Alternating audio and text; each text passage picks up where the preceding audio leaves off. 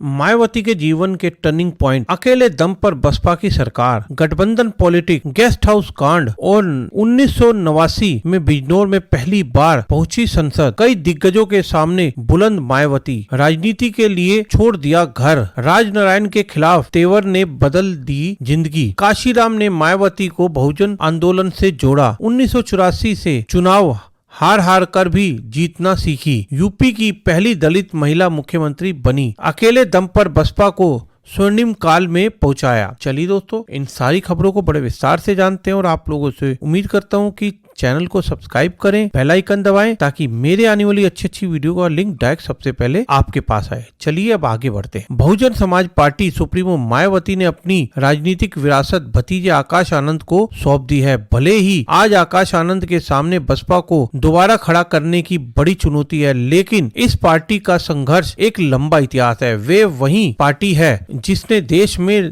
दलित राजनीति पर बड़ी लकीर खींची, कांग्रेस जैसी बड़ी पार्टी को दलित की ताकत का एहसास कराया। बसपा ने बताया कि दलित और कांग्रेस गठजोड़ में दम पर सत्ता हासिल की जा सकती है, राष्ट्रीय पार्टी का दर्जा दिलाया जा सकता है। ये बहुजन समाज पार्टी ही थी जिसने गठबंधन की राजनीति को लेकर भर कर प्रयोग किए, चाहे कांग्रेस हो या भाजपा हो या धुर विरोधी समाजवादी पार्टी, बसपा ने सभी के साथ गठबंधन किए और तोड़ भी लिए। कभी काशीराम के सहारे राजनीतिक जीवन शुरू करने वाली मायावती ने बसपा को उसके स्वर्णिम काल तक पहुंचाया। उनकी इस सियासी पारी में कई टर्निंग पॉइंट आए, जिसमें विश्वास भी है और अंधविश्वास भी है, लड़ने का जुनून भी है, पान भी है, दोबारा उठ खड़े होने का जज्बा भरा हुआ है। आइए शुरू करते हैं। वैसे तो आजादी के बाद कई दलित नेता हुए, लेकिन काशीराम कुछ अलग थे। वह दलित राजनीति को आंदोलन बनाना चाहते थे। काशीराम पुणे में डीआरडीओ में लैब असिस्टेंट के पद पर काम किया करते थे। वह दलित उत्थान के लिए नौकरी छोड़ समाज सेवा में लग गए थे। 1973 में उन्होंने ऑल इंडिया बैकवर्ड माइनॉरिटी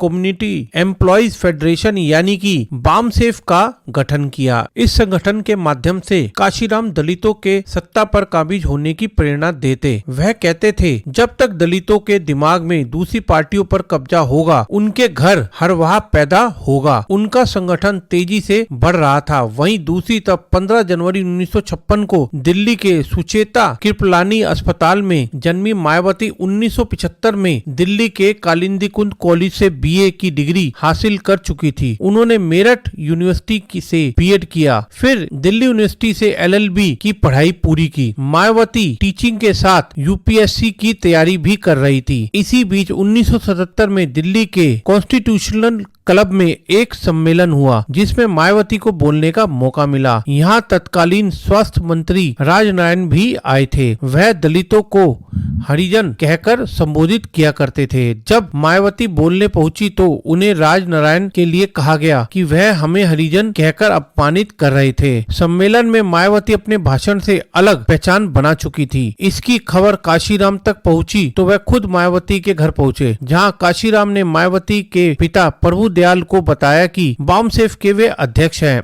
और मायावती को पुणे में एक भाषण देने आमंत्रित करने आए हैं। राजनीतिक गलियारों में किस्सा मशहूर है। वह यह है कि काशीराम ने जब मायावती से पूछा कि क्या बनना चाहती हैं, तो मायावती ने कहा कि वह आईएएस बनकर अपने समाज की सेवा करना चाहती हैं। इस पर काशीराम ने कहा कि तुम आईएएस बनकर क्या करोगी? मैं तुम्हें एक ऐसा नेता बना सकता हूं जिसके पीछे एक नहीं दसियों कलेक्टरों की लाइन लगी रहेगी। सही मायने में तुम तब अपने समाज की सेवा कर पाओगी। इसके बाद मायावती काशीराम के साथ आंदोलन में जुड़ गई और मायावती की राजनीति में जाने का असर घर घर पर साफ देखने को मिला। पिता ने मायावती पर दबाव डाला कि सब छोड़कर आईएएस की तैयारी वापस शुरू करो, वरना घर छोड़ दो। मायावती ने इसके बाद अपनी टीचिंग लाइन से जुड़ाए पैसे और सूटकेस में कपड़े रखकर घर छोड़ दिया। चूँकि पैसा इतना नहीं था कि वह किराए पर कमरा ले पाती, लिहाजा वह पार्टी ऑफिस में ही आकर रहने लगी। इसके बाद वह काशीराम के साथ तमाम सम्मेलन आंदोलनों में शामिल